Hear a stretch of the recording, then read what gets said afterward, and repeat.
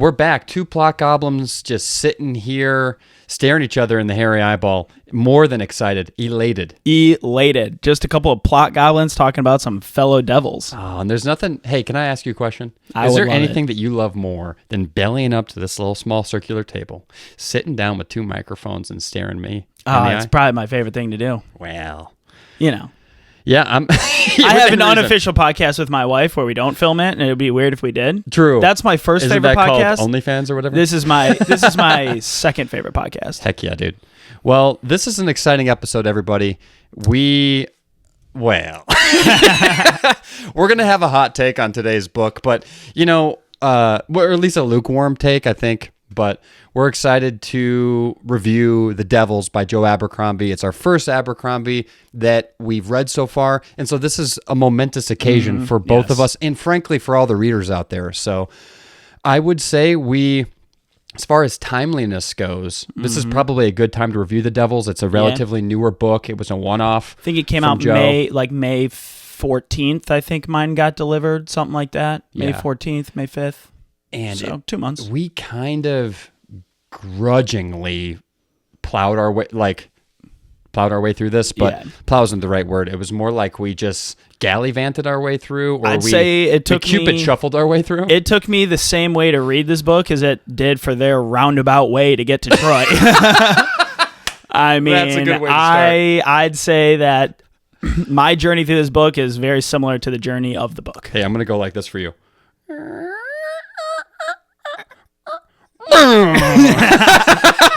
What's it gonna be?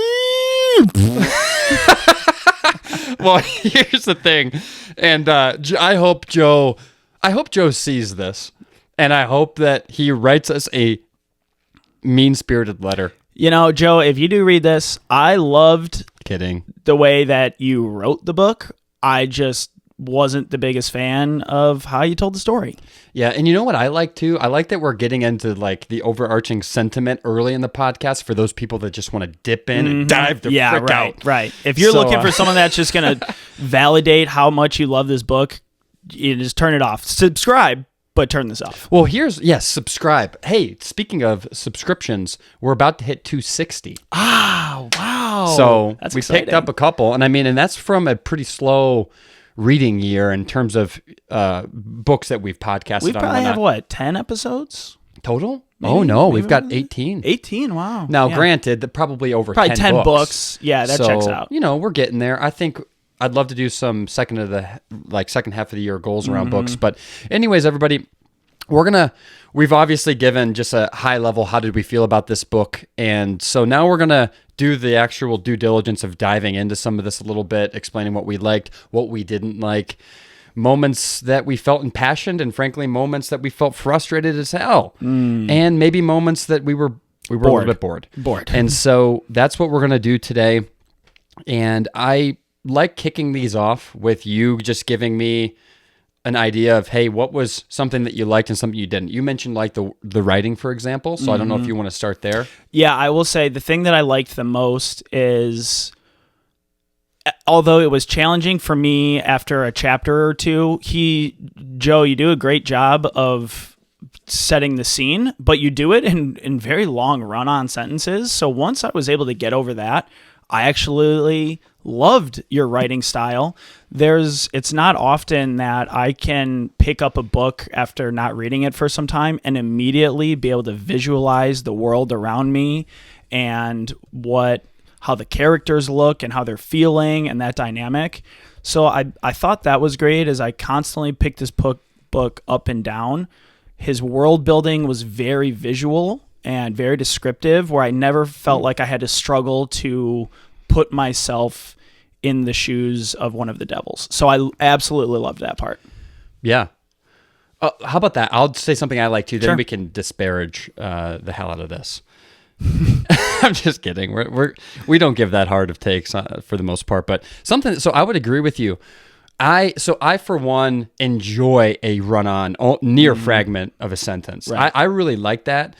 It was refreshing because it was the first time in a fantasy, sci-fantasy, or sci-fi, that's general genre where I got that. You know, I would agree. So that was pretty cool. And you know what I did notice though? I felt like that tapered off a little bit as the novel went on.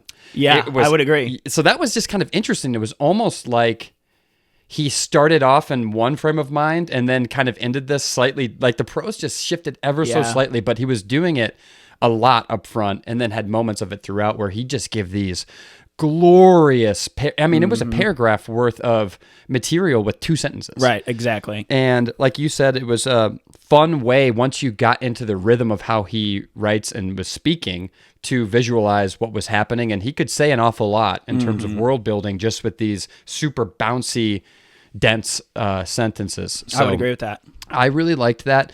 And I will say, I really enjoyed that first kind of fight scene where that kicked things off. So like coffee house or a hotel or a B&B or whatever. Eudocia's had these experiments, right, where she had create these hybridized creatures, and that was kind of exciting. And that very first fight that they had, where I think it was Balthazar maybe who killed the first Duke. Oh yeah, that was pretty cool. I think which Duke was that? Actually, no. It was the first time that he interacted with a fellow magician or sorcerer that he saw eye to eye with. Actually, it was, God, it's been a minute. The werewolf. God, what was her name? Oh, you're right. Vega. So it was Duke Martian. Vega ripped that dude apart. Yes, he bit his head off at the inn. So that's what it was. It was that inn, and she came in. Well, we knew there were hints of a werewolf, obviously, but we hadn't been introduced to her as a character yet. She had been kept in that cage. And so when I believe it was Duke Michael who let her out of the cage, basically, but somebody let her out. And it was the elf. The elf lets her out of the cage. Sonny? Yeah, Sonny lets her out of the cage. Yeah, Sonny lets her out of the cage. It could have been Sonny. And because they're down and out, as they typically are, and Sonny goes and opens the cage, and Vega hops out, and they're like... So that was a great scene. Yeah. Well, and I think also what made it good was you've only have background story of who these people are. You're like, okay, that guy's kind of a washed up, warrior, and that guy might be a vampire, not entirely sure. And then you get to see him in action, and you're like, okay, these guys are devils. Yeah.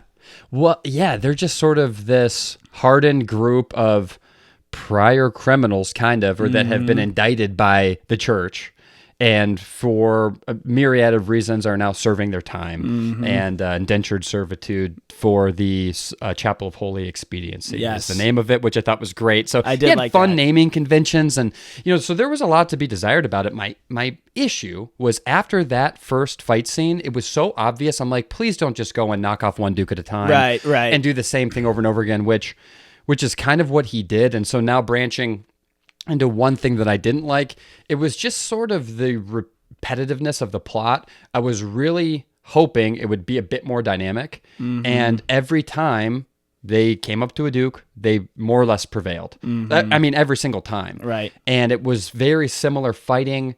I will say this, it was very visual and graphic and fun to engage with, but it got a little bit tired by the third Duke. Fairly quickly, You know what I mean? Because I believe there was 3 or 4 different brothers, yeah, right? so they go, in summary, based on what I remember, they go from the inn, and then they're obviously traveling to Troy, and then they run into that, traveling... And the sea. Pilgrimage. Yeah. They run into that pilgrimage group, and then they almost get, bamboozled by the leader of that pilgrim. It was a bishop. Yeah, if it weren't for Rykard, the vampire, right? He steps in there. Yeah, he tells him about the potatoes. And then that's when they finally get on a boat, and then they have the sea battle, and then they get washed up on sea. Were you a fan of that? Because you're on script not liking a sea battle, really. I actually didn't mind it. I really liked the aspect of Sonny and what's the princess's name? Alex.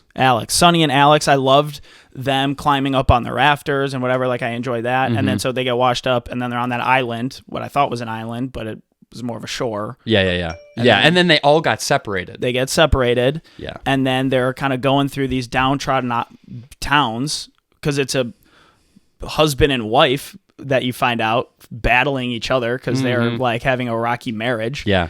And then from there, they make it to Troy. So, and then the final scene of Troy. What you're describing is a plot structure very that is linear, well documented by the South Park creator. I forget what his name is, but I've sent you this. Trey Parker, Matt Stone. Before. Remember, he's got a pretty viral clip where he's talking. This is on TikTok and Reels and stuff. I know exactly what you're talking about. Plot structures that go and then are boring, and they lack substance. They lack engagement. And so, what's a better or more fulfilling plot structure is one that maybe goes, and then this happens, therefore this happens, but suddenly that happens, right? So it's, you kind of, it needs to feel like this sort of dance where you're moving around, you're going backwards and forwards throughout the plot, and you're surprising the reader at times, whereas this felt like a linear progression. Very linear. And not only did the plot feel linear, but it was literally, you started at point A, you ended at point B with very few diversions. Yeah. Now, the one diversion that he had... And the diversions were expected. Diversions you already knew what the obvious. Diversions were going to be. Well, that's what I kept holding out for, was like something massive happening. Now, where there was an opportunity for that was after the second Duke on the Adriatic Sea. So that was Duke Constans. That was Eudocia's third son. And he ended up getting stabbed by Jacob, and Jacob kind of went to the bottom of the sea. Yeah, and right. Side note, cool character they can't die. I like Jacob. I liked him. And he doesn't even have to be in the expediency, right? Like, he's doing it as punishment to himself, effectively, for, I think, basically starting the war against the Elves. He was like a major proponent of that way back when. Right. So that was kind of interesting, but they had an opportunity when the ship went down, and remember, they all kind of segmented into a group of twos. Yeah. I felt like they had an opportunity to make something wild happen. Like, he had an opportunity to make something wild happen, but pretty much all he did was bounce around from pairings of two, because there's like six of them in the whole expediency, basically. So kind of three groups, yeah. And so it was, if you can remember, it was Alex Sonny, then it was Brother Diaz and Viga, it was Baptist and Balthazar, and then Baron, Reichert, and Jacob. And it was like, all those individual little side quests were so hard for me to track, and it felt so messy. That was part 3, around maybe 300, page 300 to 310. Dude, I really, separating them into groups of 2, that was too many perspectives. So here's where I will that was really where I started losing steam, was wherever they were. I don't think it was an island, a coast. That coastline, yeah. Before I comment on that, where I thought that where I had challenges was, to your point, is very linear, but they start this book off with so much background story about the battle of the East and West Church and then the Elves. And aside from the beginning of the book and the very end, there is like no mention of any of that conflict. I would have loved there to be some additional plot development where maybe at some point you get a perspective from the elf leaders, and they're talking about like, oh, have you heard about these devils going around and this princess coming back? Like, you didn't get any of that. But to your point about the pairings, I felt that was really the only plot development that you got. You found out that Balthazar was pretty much in love with whatever her name was, the pirate. Oh, yeah, Baptiste. Yeah, you find out that Balthazar is pretty much in love with Baptiste. You find out that Brother Diaz pretty much loves Viga. And then you also find out that Sonny and Alex kind of love each other. And then Jacob and Baron Reichert are just like, yeah, we're old and we've seen this before. Like, that was the only plot development, was the love interest between the pairings. And the problem I had with that, and I hate to just have problems, right? But so basically, right after Diaz caved and shagged Viga, there's that scene, which I thought was such funny. A great term for that. That was pretty funny, right? But then immediately after that, Abercrombie had Alex make out with Sonny. And I just felt like it was obvious heat between Viga and Diaz, like that was going to happen. Right. But I did not suspect this budding romance foreshadowed. I didn't think there was a budding romance foreshadowed at that point between Sonny and Alex. And if there was minimal. Oh, I wouldn't say that there was foreshadowing. It just happened. Well, that's my problem is the kiss felt forced. And also, why have that scene with Viga and Diaz? Here's what I'll say about the Sonny and Alex thing. There was not necessarily sexual tension, but you can tell that Alex is really leaning into Sonny and is becoming Sonny's like only friend. And so you get that when they're navigating the rafters of that boat, but certainly not enough to say that it's a love interest. That's why it should have been the end. So my only qualm with that relationship was that at that point, literally all they said was that they sort of trusted each other. Right. So that was the only like amiable transaction that they had, other than the fact that they were kind of talking to each other. Right. Sunny is extremely kind of she's cryptic emotionally, but then also just the way that she conveys emotion to people. People don't often understand her face, her how she just her facial expressions and things like that. And then Alex sort of did, and then boom, they're making out. And I'm just like, hey, allow more chemistry to naturally stir up between them, like create more moments, and then allow that to happen at the end. I don't think they needed to have this amorous love affair so quickly. Right. No, I agree. So I'm just wondering, like, why? Yeah. Unless you just wanted more romance to happen faster. It's probably because they needed something as a hook. So that was kind of my issue at times, where like it did feel there were these sort of unpolished, rushed hooks. Yeah. To kind of keep attention. And I just think that happens sometimes when you don't have a more dynamic plot. And you nailed it earlier when you said, why couldn't we have gotten perspectives from the Pope? Like go back to them and be like, oh, did you hear they're getting pretty far? Right. Well, and frankly, we did find out at the very end that one of the church, the bishop, Zika, that she was effectively on the inside, angling towards their demise. And I just feel like that he dropped that in there, and there could have been ways for him to give us that perspective earlier on, and then that to be way more impactful of like oh shit, she's actually on that side. That's crazy. Yeah. But yeah, and then, the elf leaders, if the elves show up tomorrow, I wouldn't be surprised, because I would have no reason to think that wouldn't happen. Yeah. Yeah. So, and he saved a lot of his surprises for the end, which is fine, but the surprises weren't big enough for me. No, so it was all about the fight scenes. It was all about the fight scenes, which makes me feel, and I heard someone say this online, and I hate to be a parrot, but it kind of made sense to me, where they're like, Abercrombie is an incredibly established author at this point, right? He effectively created the genre, Grimdark, I think. Right. Or he's definitely known as the father of it or something like that. Sure. And so he probably is at a point where he could get something adapted into a movie or into a series. And someone had kind of mentioned online, like maybe this was his stab at trying to get something that was really transferable to screen. And I can understand it. There is a template for it. Everybody sort of compares this to Suicide Squad. I don't think that's wrong. I think that's a fair assessment. It's totally on par. It's pretty on par. And yeah, it's all about the fight scenes. And that's fine, especially if it is going to be a visual medium. Then that kind of rocks. And then you know what you're in for. You're just in for a good time. You're in for a lot of violence. You're in for a CGI werewolf and like cool shit like that. Yeah, and blobs. Yeah, that's cool. Like, you get to, that would be a fun visual experience. But in a book, especially one that's going to become a series, I don't think I want to do this thing where it's just another mission after another mission. I'm sure, and I hope that he'll introduce a lot more compelling plot line and conflict and greater political strife between the elves and the Pope and these different things. But pretty much the only thing that happened at the end is you found out that Lady Severa was Eudocia. Right, yes. That's pretty much, and that she was able to do the soul transferring. Now, soul transferring as a concept I thought was sick. You're right. I thought that was kind of cool.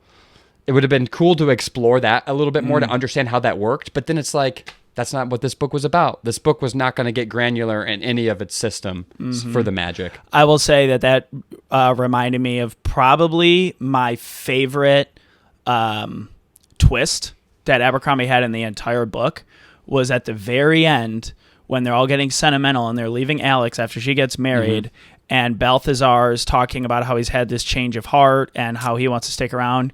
And Baron Reichert has a small monologue where he's like, that what binds us is tied to the soul.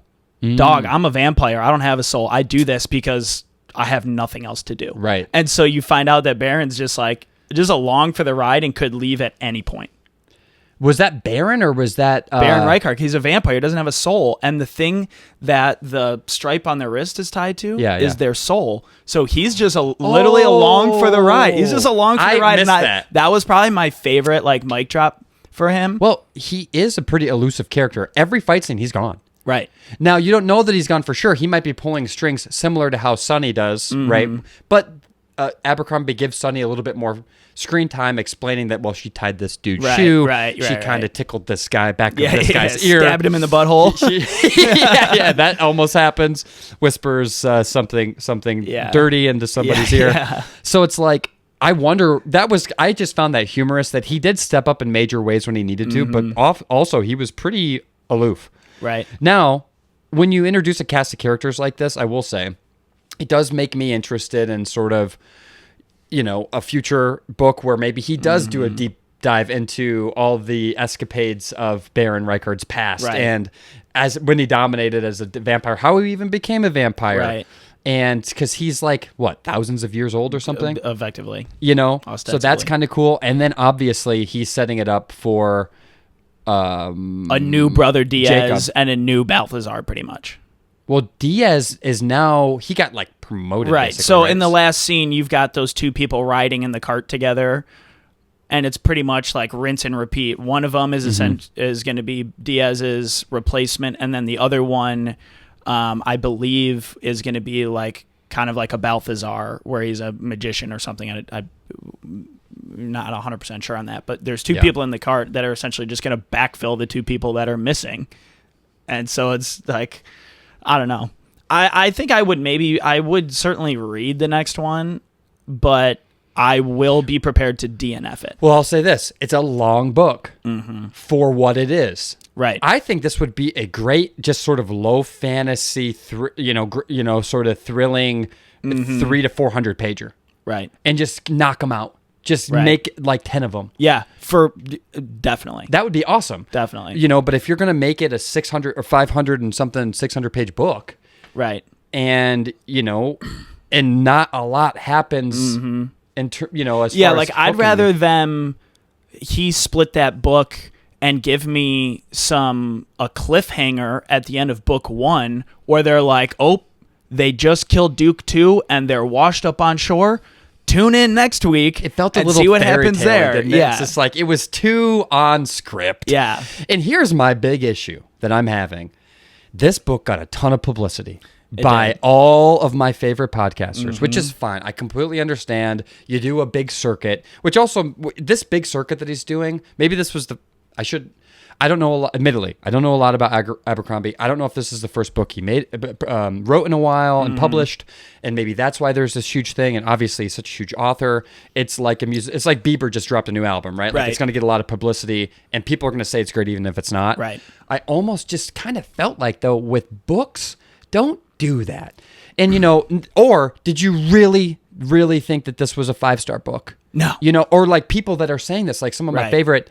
Podcasters are on here just saying this is the book of the year. One of the guys said it was the book of the year for him. Yeah, that's crazy. Which is crazy. Now, I don't know how many books that, we're been only reading these books for 2 years, and this is the first book that we've read that has been released recently. Yeah, fair. So it's hard for me to say in comparison to other fantasy books in the genre how many else are coming out this year that I would compare that to. Maybe not many. There's only one that I'm interested in, and it's called Empire of Silence. Oh yeah, I saw that here in rave reviews there. But so I could see where that's the case in just this genre, where maybe this is the best fantasy of the year. Well, man, I just find a hard time believing Certainly it. And not here's another my question I favorite of have, the year. And I know we went back and forth on this. I am confused as to how this is Grimdark. Yeah. And you and I were going back and forth, and you're like, hey, this could be good pod material, and maybe I'm just misunderstanding. But I had a very different expectation coming into this. I could not wait for Grimdark, but what I understood was, and I'm reading this, I just like the AI overview or whatever it says. It's a subgenre of speculative fiction, particularly fantasy, characterized by dark, gritty, and pessimistic tone, often with elements of nihilism, amorality. It emphasizes realism in its depiction of violence, power struggles, and the consequences of actions, frequently featuring morally ambiguous characters and bleak dystopian settings. So I think probably by definition it is, but to be honest, I felt like as far as pessimistic tone, they prevailed at every twist, every turn. You know, at the very end, Baptist gets her head lopped off by Vega, but that felt kind of forced. Yeah, I mean, from a pessimistic perspective, they're always talking about like, oh man, Baptiste's always like, I should have quit after Barcelona, and like they're always like, oh man, this again. But then you just know they're going to prevail. It's not like they were captured. There's literally or no tortured failure in this book at all. Right. So I wanted extreme. So what I was hoping for, extreme hopelessness. You know, some sort of, and now maybe this is me conflating my own, you know, what you want Grimdark for to Grimdark, be, right? But I would also want, when it says morally ambiguous, I damn near want to, almost like a Dexter character, where you really don't know, like in his own twisted framework of psychology, he's moral, but then also like by the public standard of morality, no, dog, like this is not right. Or make some serious mistakes where you went against your character and framework for value systems in a moment of weakness or whatever, and really now you get a little bit of that with Diaz, but I mean that just felt kind of, that's so obvious that the guy who's a Puritan is gonna get with the complete opposite, so it is cross polished. Oh geez. Now you know, here's what I'll say, and I think when we were talking about this, of all of the books that I've read, Lies of Locke Lamora seems to be the most grimdark of them all. It's kind of dystopian. All of the characters are extremely not necessarily a happy ending. Right, it's not a happy ending. In fact, the ending is still, you know, I think there's still going to be another book. Like that's been the closest. Didn't you say to there's three? There's three, but I think there's another one? Maybe a fourth one that's going to come. So out. it says here, no guaranteed happy endings. Grimdark stories often avoid conventional happy endings, sometimes concluding with bittersweet or even tragic outcomes. Which I would say was bittersweet, but this was so conventional. Yeah. Everything about this felt conventional to me. And I'm not saying it wasn't well written. It was very well written. He's obviously, you know, a successful and proficient writer. Now, some have said, relative to other Abercrombie books, that this was an improvement in his writing. Wow. Which I thought was interesting. And maybe they literally mean that in terms of not the storytelling, but the actual his writing. And whatnot, And in which case, I would say that this was good. This stacks up there with some of the better writing. The way the prose, the way it was written, it was just the story, the plot that was lacking for me. Now, it did have violence and brutality. It says here, often features graphic violence, sometimes with a focus on its consequences and the psychological impact on characters. This was just violence for the sake of showy violence. You know, I actually feel like there was as much violence in nearly every other fantasy that we've read, including this, you know, the Mistborn and, you know, some of these other. Now, maybe it was more violent than some books, but the violence here was more. I'd say it was more gory than violent, in comparison to some of the other books. Okay, fair. Yeah, maybe a bit more gory, but I mean, you even get. I mean, I wouldn't say that Sanderson is the most detailed in his violent scene. No, but Viga's talking about sucking meat and guts out of dead bodies. Like, that's gory. That's gory. Okay, so maybe that, if we were to go through each of these, then maybe it did kind of check the mark for violence and brutality. But where I think it lacked was an opportunity to really explore the moral ambiguity and really diving deep into that pessimistic sense of despair that I was hoping for. And I really wanted a main character that almost was bad. Yeah. And so maybe that's not the hallmark of Grimdark per se, though, but it's like, maybe that's just something I would like. Well, Balthazar, I mean, I'm playing devil's advocate here. Well, yes, but he's also, like, in the back of his mind, he's going to team up with, you know, Lady Severa Eudoxia in the future. He tried to raise that demon from hell, which is actually a sick scene. Yeah. And was like, oh, I'm going to help us. Raise them. And the guy was like, I can't help you. And he almost like killed people. So Okay, there was some ambiguity. I think there's that. Well, you're slowly starting to turn my opinion. Well, a little bit. and so this is where I think that you're just what you want in Grimdark is just a sad, depressing, action-filled book. Well, And- not just that. Not just that. I want it to really explore the psychology of the character on this downward spiral and give them opportunities to rise up and maybe fail or maybe not fail. Then I would argue Shadow of the Gods, that series, the Bloodsworn trilogy with John Gwynne, is, I'd say, checking a lot of the boxes that you like, where it is kind of, it's not quite this then that story. There is so many different plot lines going on, but it does jump around. Every chapter follows a different character. You might be on one side of the country in this chapter and another and 6 pages later. But that is very dark action, and there's a lot of psychological like downturn and insights into that. So I'm just a plug. Well, or The First Law. The First Law trilogy is known as a very popular example of Grimdark, Sure, I'm yeah, told. right. My cousin Evan read that trilogy in like 2 weeks, Yeah. and he said it was awesome. Well, I liked this book enough to read other Abercrombie, so I'm certainly interested in reading I the First am Law. not.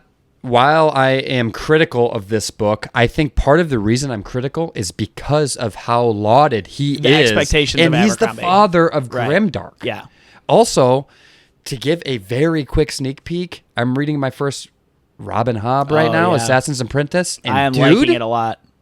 I mean, whoa! Yeah, I'm liking it a lot. It is awesome. And it's so well written, dude. And I cannot wait to podcast on that. I'm book. liking it a lot. So it's like, that was my first Robin Hobb. And that's my expectation of some of these authors, is that you are critically acclaimed. You're also the father of Grimdark. Right. You are someone that pretty much universally is beloved as, a fantasy author. And so you come out with a new book. All my favorite podcasters are saying this is the book of the year. Sorry. Right. It's like, you can't do that. Could you imagine with all the press of Oppenheimer, for example, if it had just been the worst Right, movie ever? It's right. like, you can't have a star-studded cast and then have it flop. Right, exactly. If you're Yeah, going to right. say it's that good.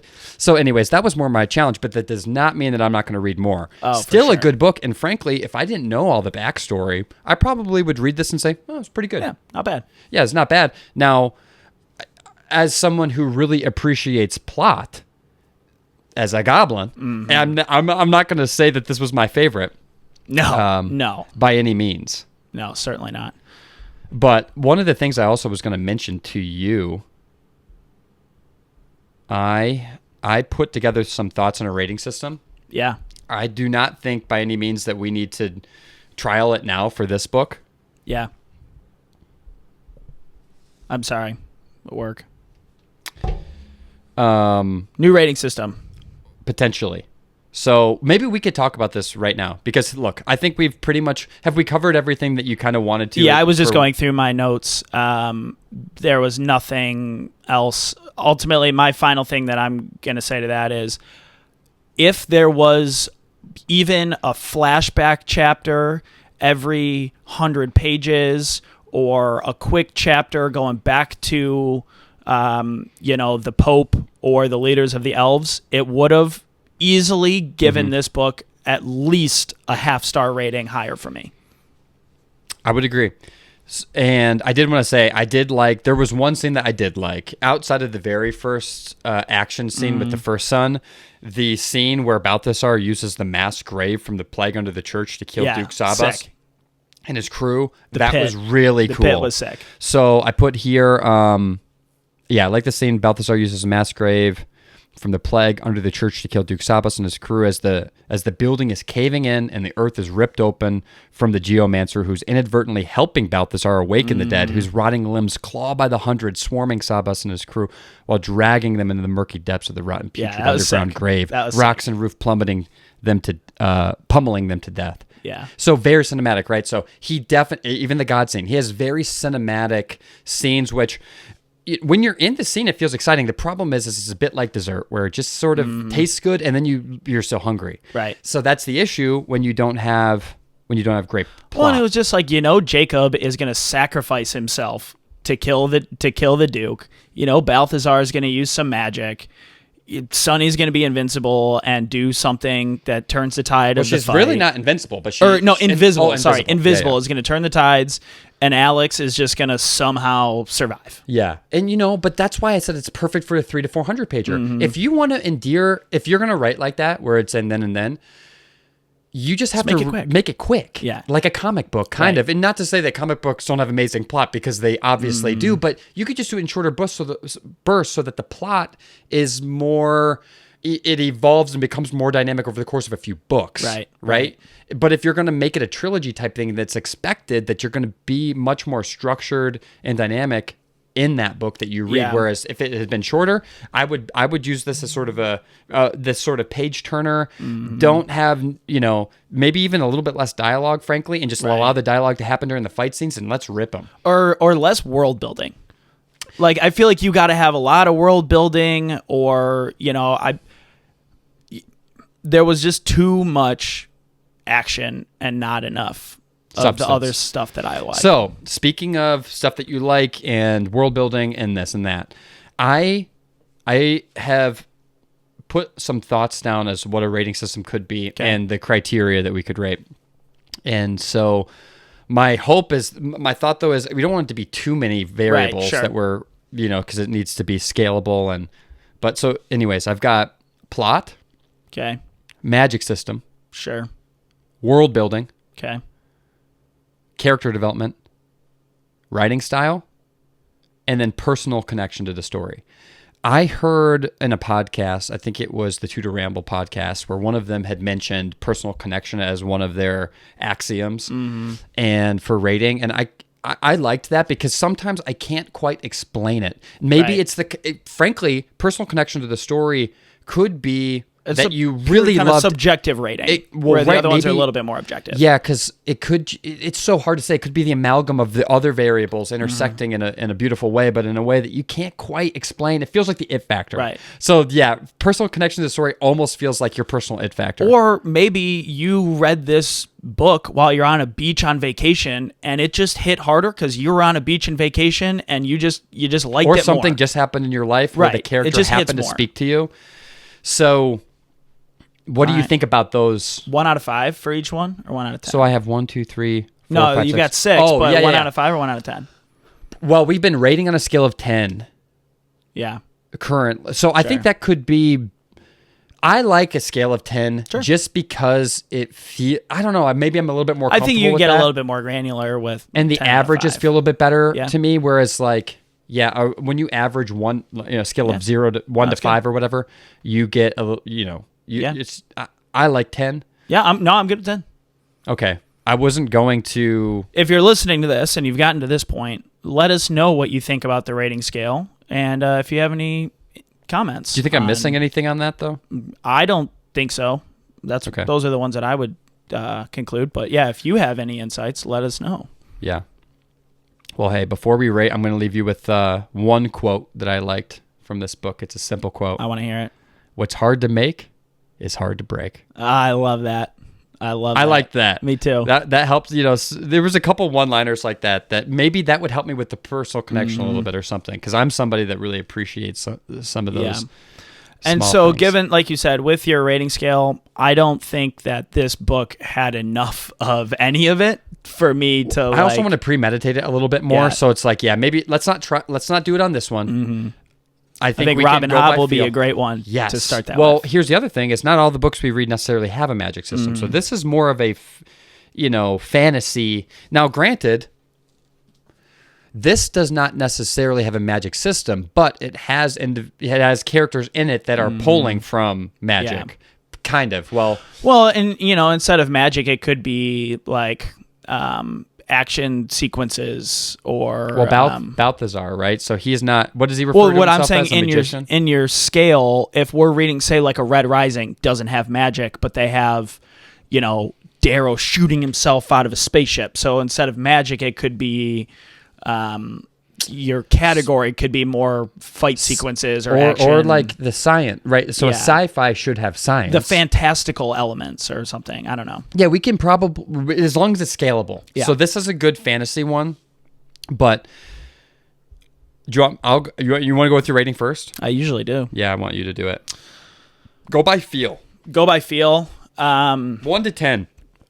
Between picking it up, putting it down, while I liked the prose, it was very linear. There were a lot of gripes, and this is a book where I can't always put a pin on what I would do differently, and this is one that I definitely can. And so because of that, I'm coming in at a 6.1. Okay. Yeah.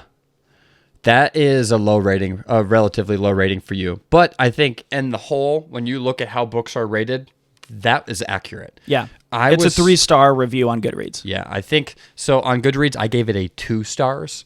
I'm coming in at around a 5.3. Sure. I'm coming in at a 5.3, and I'm just a little bit underwhelmed is all. I'm a lot of bit underwhelmed. So that's my main gripe with this too, is if I read this in a vacuum, I'd probably still be in the 5s. Right. But also I'm disappointed. It's preconceived notions going into it. It's like going to a Michelin star restaurant being served day-old donuts. Right. And I'll be honest, man, that's kind of how I felt going into Sword of Kaigen. I'd say this rating is probably close to Sword of Kaigen. Everybody told me I was going to absolutely love it. Best book ever. Well, and I would say Sword of Kaigen is way better than this, though. I didn't enjoy it nearly as much. See, because the first half of that book had me on my freaking... Right. I can't say that about this book. Yeah. There was no real point where I was truly mesmerized or had a visceral, like this moment of dread or this moment where a chapter flew by so quick I couldn't even believe it. Yeah. Like I'm having with Assassin's Apprentice, right? Like that's very different, or a lot of the Brandon stuff. So, I'm optimistic. I want to get into the first law at some point. I posted on our YouTube earlier that what our reading schedule could look like. And you and I have kind of gone back and forth that, well, we might start Era 2. Someone commented saying that could make sense because Sanderson is supposed to start Era 3 soon. Yeah. So that could be an option for us. Yeah. Or we could go straight back into the Stormlight Archive, and that was what the same guy commented. He's like, Era 2 could make a lot of sense, but hopefully you don't forget what happened in Way of King when you go to Words of Radiance. do really want to read, was it Words or Winds of Radiance? Words. Yeah, I do. I mean, I would maybe get back into Words of Radiance, because especially because Assassin's Apprentice has been a fairly quick read. Yeah, well, here's the thing. That's a trilogy, the Farseer trilogy. Right. So we don't have to burn through that, but I've got like 30 pages left. I know. So I 300 pages. I read that book in like 3 days. I know. So I just really enjoyed it. So, but I've got plenty of others that I can read as a side spin-off. But so we can talk offline about that. But as always, Wes, I appreciate sitting down with you. I appreciate experiencing new authors. And this was still a momentous time for us as podcasters to read our first Abercrombie. And here's the thing. I would still be starstruck if I saw the guy. Right. You know what I mean? So it's like, I'm still very impressed. I know we have so much more of the body of work to explore, so we came in with some tough ratings, but that's just genuinely how I felt about it, and I don't understand the hype. And I will say, characters, everything else aside, I liked the band of characters that he put together. I liked Balthazar, I liked the vampire, I liked Jacob of Thorn, as a whole, I liked the Devils. It was just the story that went along with agreed. it. Agreed. Yeah, that's why I'm giving it a mid-5. I don't think it... So to me, that's like it was still good. Yeah. If you dip into the 4s, that's when you're starting to, this was not borderline DNF. This is a borderline... This book was not a good book, right? Yeah. So I think it was a fine book, and I liked elements of it, but I'm not going to sit here and, when we're documenting actually how we feel, I just don't want to give it any more than it deserves. No, I'm with you there. Okay, well, all right, buddy. Bubba, that was good. Yeah. The plot goblins are out. Bah.